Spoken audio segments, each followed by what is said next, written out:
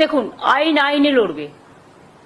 আইনের কথা আমি যেহেতু এখনো ইন্টারিম অর্ডারে আছে, ফাইনাল জাজমেন্ট হয়নি। ফাইনাল জাজমেন্ট হলে I cannot criticize the judge, but I can criticize the judgment. ঠিক আছে, এটা কিন্তু ফাইনাল অর্ডার নয়। ওনারা কিছু সাজেশন দিয়েছেন, ওনারা কিছু অর্ডার দিয়েছেন। সেই অর্ডারটা কালকে আমরা পেয়েছি, কাল রাতে। ওটা নিয়ে স্টাডি করছেন লিগাল টিমের লোকেরা, এবং কেসটা অলরেডি সুপ্রিম কোর্টের কাছে আমরা 3 মাস টাইম নিয়েছিলাম। এবং আমরা যদি দেখি আইনত কোনটা আমাদের শুট করছে, সুপ্রিম কোর্টের 3 মাস টাইম মোতাবেক আমরা কিন্তু কাজটা করেছিলাম।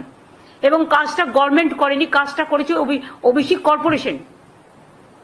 এবং সেখানে একজন x senior justice of Calcutta high court সেখানে আছেন।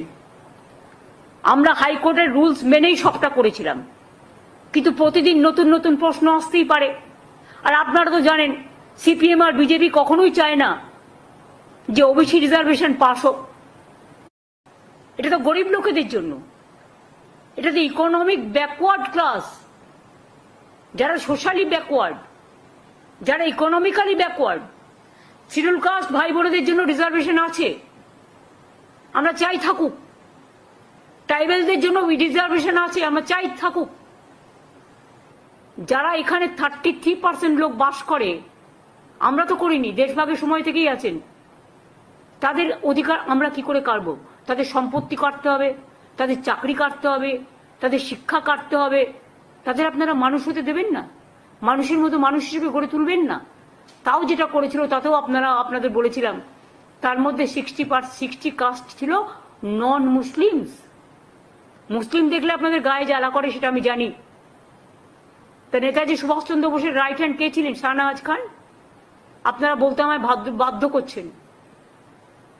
তাজমহল তো তৈরি করেছিলেন কে? শাহজাহান। কি করে ইতিহাসটাকে মুছবেন বলুন? গান্ধীজি কি বলেছিলেন? ঈশ্বর ও আল্লাহ তেরে নাম সবকো সুমতি দে ভগবান। নজরুল কি লিখেছিলেন?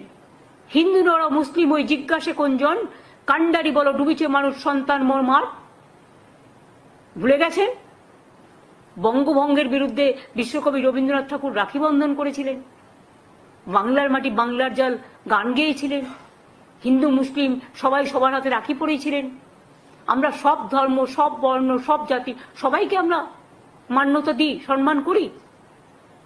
কিন্তু আপনারা যদি মনে করেন আপনারা যেটা ঠিক করবেন, কে কি খাবে, কে কি পড়বে, কার কি সম্পত্তি দখল করবেন, কার কি ভাষা দখল করবেন, কার কি চাকরি দখল করবেন, একেতে মানুষ পায় না। চাকরি সৃষ্টি হচ্ছে আর আপনারা বাধা দিচ্ছেন। একটা করে পিল আর কিল খেচ্ছে, পিল করছেন আর একটা করে কিল খাচ্ছেন, নিজেরা খাচ্ছেন। এটা কিন্তু আপনাদের ওপর বর্তাবে। আপনাদের জন্য আজকে অনেকে চাকরিহীন হয়ে গেছে, এবং আপনারা এটা আটকাচ্ছেন বলে আমার পুলিশ রিক্রুটমেন্টে হাজার হাজার পোস্ট খালি পড়ে আছে, আমি করতে পারছি না। আমার টিচারদের পোস্ট করতে পারছি না। আরো অনেক ভ্যাকেন্সি আছে আমার, অল ডিপার্টমেন্টে আছে, কিন্তু ওবিসি রিজার্ভেশন আমরা করিনি। এটা মন্ডল কমিশনের রেকমেন্ডেশন। ভিপি সিং যখন প্রাইম মিনিস্টার ছিলেন, মনে রাখবেন, বা ভিপি সিং লড়াই করেছিলেন, তখন কিন্তু বিজেপিও ভিপি সিং এর সাথে ছিলেন। তখন কেন এটাকে অপোজ করেননি? তখন কিন্তু বিজেপিও ভিপি সিং এর সাথে ছিলেন, তখন কেন এটাকে অপোজ করেননি? সময়ে সাথ দেবেন আর সময়ে মানুষকে অনাথ করে দেবেন, এটা তো হতে পারে না। আপনি কি চান ওরা পড়াশোনা করবে না? তাও তো ওদের টাকাটা আলাদা দেওয়া হয়, কোনো জেনারেল কাস্টের টাকা কাটা হয় না, কারণ এমনিতেই তাদের সংখ্যা কম বলে। এগুলো আমি বুঝি।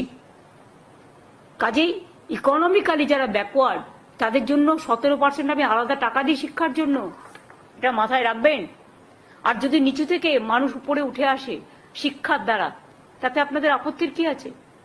তাহলে আপনারা যখন অপারেশন করেছিলেন পহেলগাঁও, তখন আপনারা ম্যাডাম কুরেশিকে কেন বসিয়েছিলেন?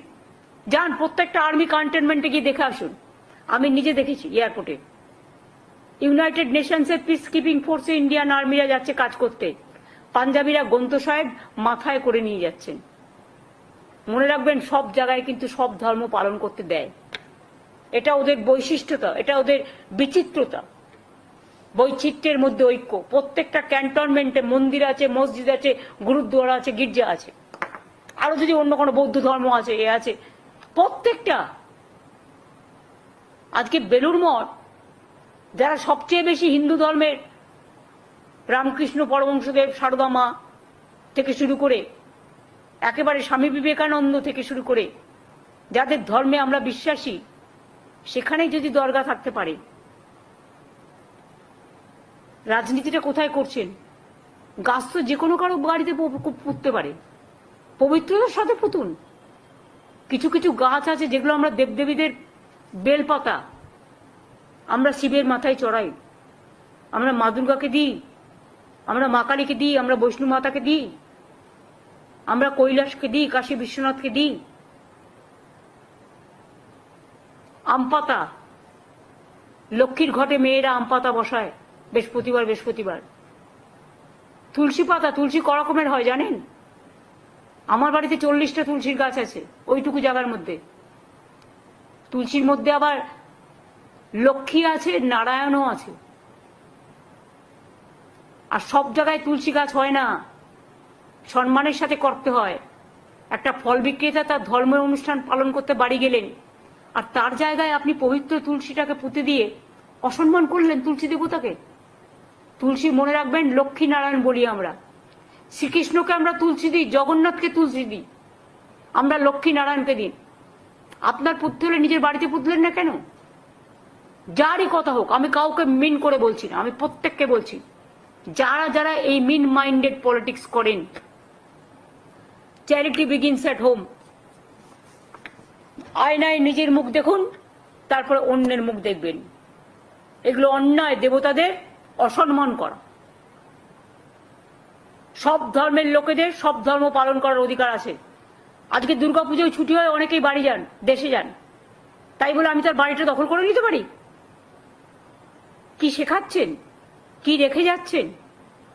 যা ইচ্ছা বলছেন, যা ইচ্ছে করছেন।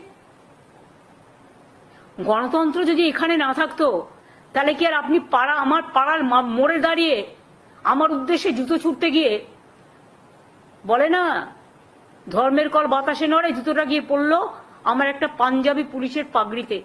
I condemn that. শিখ ভাইরা, এমনকি অমৃতসরের যে শিখ প্রবন্ধক কমিটি, তারাও এটাকে ক্রিটিসাইজ করেছে। কেন আপনি তার পাগড়িতে জুতো ছুঁড়ে মারবেন? মারতে গেছিলেন আমাকে?